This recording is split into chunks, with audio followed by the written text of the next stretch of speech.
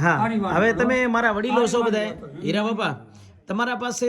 તમારા ચરણોમાં રહી અને વડીલોના ચરણોમાં રહીને આપણે શીખ્યા હોઈએ કારણ કે તમને સંસ્કાર કોણ દે સંસ્કૃતિ દે સંસ્કાર કોણ દે તમારા વડીલો દે અને સંસ્કાર કોણ દે તમને તમારી ખાનદાની દે સંસ્કાર કોણ દે તો કે તમારા લોહીના સંસ્કાર દે હા આજે લાખાભાઈ આટલા ભજન બોલે છે સરસ હા ઈ એમના બાપાના અંદરથી એમને આવ્યા તો આવા સંસ્કાર આવે ને અને એમાં સંસ્કાર કોણ દે ખબર છે કે માં દે બરોબર માં તો કે કેવી કે જે કર ઝુલાવે પારણું એ જગ પર શાસન કરે સમજ્યા અને જ્યારે હું એકાદ બે શ્લોક ભગવદ્ ગીતાના જ્યારે હું સાંભળ્યા હોય અને મેં મારી રીતે કાંઈક શીખ્યો હું તો તમે બધા વડીલો હો ને આટલું બધું જો તમે અમને સંભળાયું તો એકાદા બે શ્લોક મારે પણ તમારે સંભળાવવા જોઈએ બરોબર અને ભગવદ્ ગીતાના શ્લોકમાં એમ કહેવાય છે કે જે કોઈ પણ માણસ એની જિંદગીમાં ભગવદ્ ગીતા સાંભળી લીધી હોય ને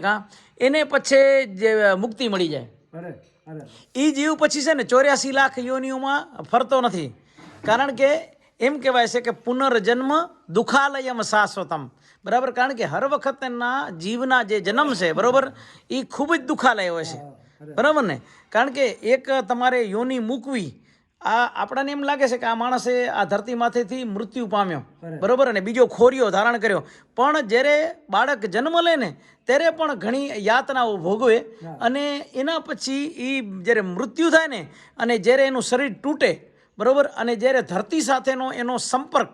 એ ઘટી જાય અને શરીર હલકો થઈ જાય બરોબર એ સમયે પણ શામજીભાઈ માણસને થોડીક તકલીફ થાય એમ પણ જો ભગવદ્ ગીતા સાંભળી હોય અને ભગવાનના કાર્યોમાં જો આપણે ખરેખર જોડાયા હોઈએ તો હંમેશા કોઈ વ્યક્તિને હે ને તકલીફ થતી નથી તો આવી રીતે હું ભગવદ્ ગીતાની એક બે વાત તમારા સમક્ષ રજૂ કરું બરાબર કે બાપા ભગવદ્ ગીતાના એક શ્લોકમાં કીધો 7મા અધ્યાયના પહેલા શ્લોકમાં કે મૈયા સક્ત મના પાર્થ યોગમ યુંજન મદાશ્રય અસમસયમ સમગ્ર મામ યથા જ્ઞાસ્યસી તચ્છોણો જ્ઞાનમ તેહમ સવિજ્ઞાનમ ઈદમ વક્ષ્યામિ શેષત યજ્ઞાત્વા નેહ ભૂયો નત જ્ઞાતવ્યમ વસિષ્યતે મનુષ્યાણામ સહસ્ત્રેષુ કશ્ચિદ યતતિ સિદ્ધે યત્તામપી સિદ્ધાનામ કશ્ચિનામ વેતિ તત્વતઃ એટલે એમ કહેવાય છે કે અર્જુનને કહે છે કે હે અર્જુન તું અત્યારે આવી રીતના જે રથ જે આપણો રણ મેદાનની અંદર બે સેનાની વચ્ચે તે ઊભો રાખ્યો છે અને આ જગ્યા ઉપર તું બેહી ગયો છો બરાબર તો તું તારા અંદર એક એવી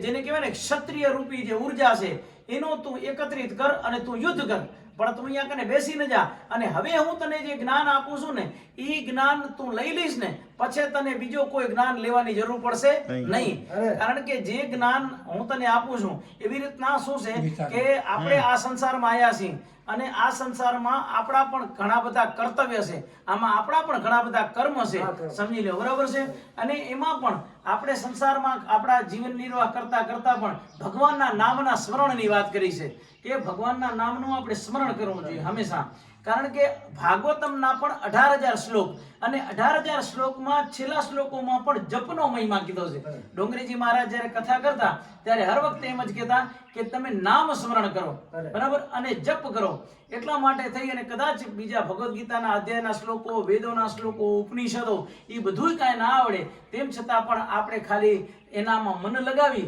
અને થોડીક વાર એને યાદ કરીએ બરોબર તો આપણને મુક્તિ મળી જાય અને એમાં પણ આપણા પાસે આપણો પોતાનો ભગવાન કૃષ્ણ બરાબર અને એમાં આપણા એમ કહેવાય કે ગોકુળની અંદર નંદ બાવાને ઘરે જ્યારે ભગવાન કૃષ્ણ 11 વર્ષ ને 52 દિવસ રહે અને તમારો પોતાનો યદુવંશનો હોય તો આપણે બીજા ધર્મો ગોતવા જવાની જરૂર નથી જ્યારે તમારા કને પોતાના કને જ આવડી બધી વિશાળ ઉર્જાનો સ્ત્રોત વિશાળ તપનો સ્ત્રોત વિશાળ આવડી બધી દિવ્ય દ્રષ્ટિ જેને કહેવાય કે જેને ભગવાનનું બિરુદ મળ્યું અને જે ભગવાન તરીકે આજે પણ પૂજાય છે હા અને એમ કહેવાય કે કિમ તદ બ્રહ્મ અર્જુન એને પ્રશ્ન પૂછે છે કે ધર્મ શું છે કર્મ શું છે અધ્યાત્મ શું છે હે ભગવાન તમે એ બધું અમને સમજાવો એમ કે કિમ તદ બ્રહ્મ કિમ અધ્યાત્મમ કિમ કર્મ પુરુષોત્તમ અધિભૂતમ ચ કિમ પ્રોક્તમ અધિદેવમ કિમ ઉચ્યતે અધિયજ્ઞ કથમ કોત્ર દેહેસ્મિન મધુસૂદન પ્રયાણ કાલે ચ કથમ જ્ઞેયો અસી નિયતાત્મભિઃ અક્ષરમ બ્રહ્મ પરમમ સ્વભાવો ધ્યાત્મમ ઉચ્યતે ભૂત ભાવો ઉદ્ભવ કરો વિસર્ગ કર્મ સંગીત અધિભૂતમ શરો ભાવ પુરુષશ્ચાધિદેવતમ અધિયજ્ઞો હમેવાત્ર દેહે દેહ વૃતાંબર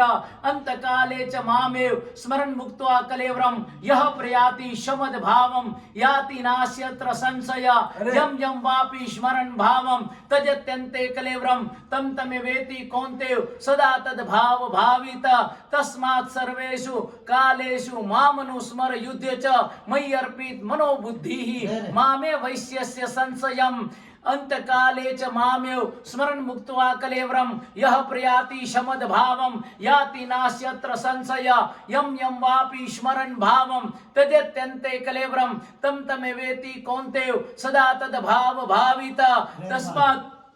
તસ્માત સર્વેષુ કાલેષુ મામનુ સ્મર યુધ્ય ચ મય્ય અર્પિત મનોબુદ્ધિ મામે વૈશ્યસ્ય સંશયમ પ્રયાણ કાલે મનસા ચલેન ભક્ત્યા યુક્તો યોગ બલેન ચૈવ ભ્રુવોર મધ્યે પ્રાણમાવેશ્ય સમ્યક સતમ પરમ પુરુષમુપૈતિ દિવ્યમ યદક્ષરમ વેદ વિદો વદંતિ વિસંતિ યદ્યતયો વિતરાગાઃ યદિ છંતો બ્રહ્મચર્યમ ચરંતિ તત્તે પદ્મં સંગ્रहेण પ્રવક્ષે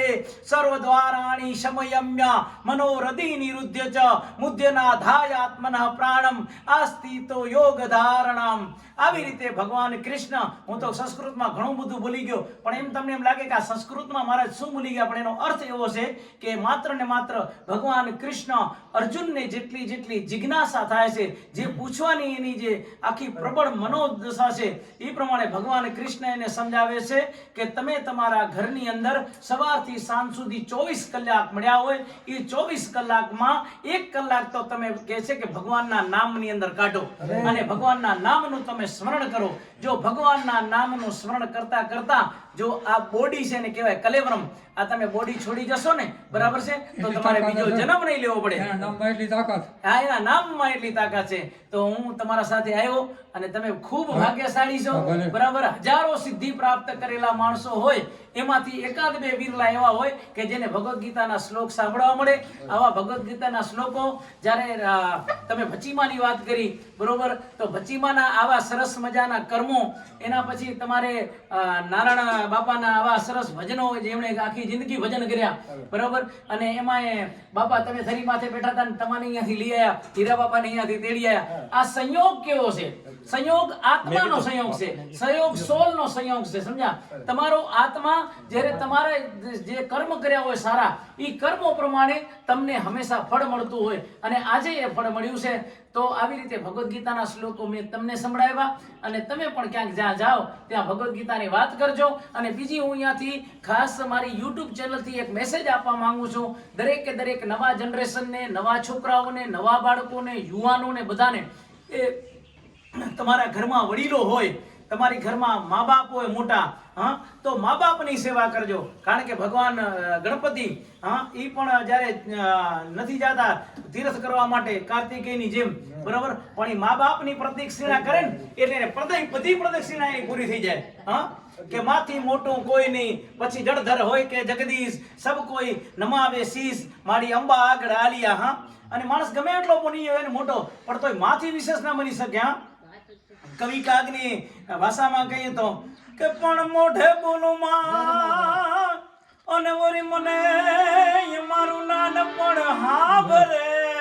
પણ પછી મોટા મની મજા મને કડવી લાગે કાગડા. એ કે કદાચ છત્રપતિ શિવાજી મહારાજ આવડો મોટો થઈ જાય પણ એને તોય માં જીજા યાદ આવે. કદાચ રાણા પ્રતાપ મેવાડનો રાજા થઈ જાય તો એને માં જેવંતાબાઈ યાદ આવે. અને વિદ્યાવતી માનો દીકરો ભગતસિંહ એ કદાચ ફાંસીના માચડે ચડતો આવે ને ત્યારે એને કીધું હતું કે મારી માં છે ને એને તમે અહીંયા ન બોલાવજો, કારણ કે કદાચ મારી માં મને ફાંસીના માચડે ચડવશે ને જોશે ને તેની આંખમાં પાણી આવશે, બરાબર છે, તો મને એમ દુઃખ લાગશે. તો આવા વીર સપૂતોને જે જન્મ આપનારી એ માં જ હોઈ શકે. અને સ્ત્રીઓ ચારિત્રવાન હોય, આવી આયરાણીઓ હોય, આવી રાજપૂતાણીઓ હોય, તો જ એની અંદરથી આવા સુરવીરો દેવાયત બોદલ જેવા પાકે, સુભાષચંદ્ર બોઝ જેવા પાકે. કારણ કે પણ ઈ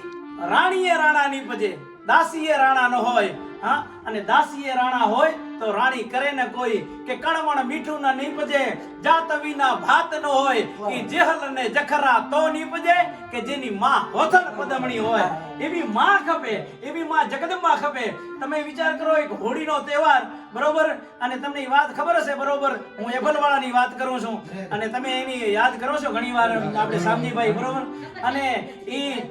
વિચાર કરો ઘોડિયાની અંદર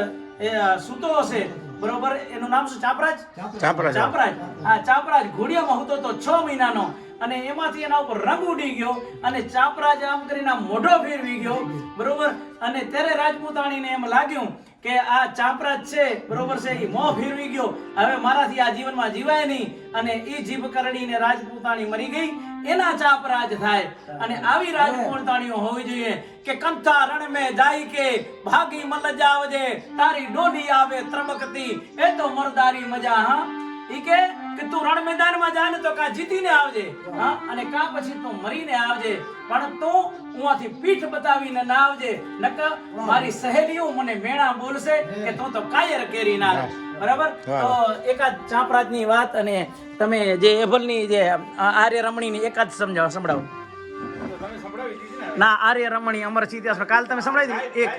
હા, ગાઈને સંભળાવો. આય બલ ગયો નિજોરણે અને પ્રિયા પર અલ્પાસે કર્યું, એટલે થોડીક મજાક કરી. હા, એ ભલ આય બલ ગયો નિજોરણે અને પ્રિયા પર અલ્પાસે કર્યું, તેદી પીગલે પોઢતા ચાપે વસ્ત્ર મુખ પર ધર્યું હતું. એ અમદેશની આરે રમણી અમર છે.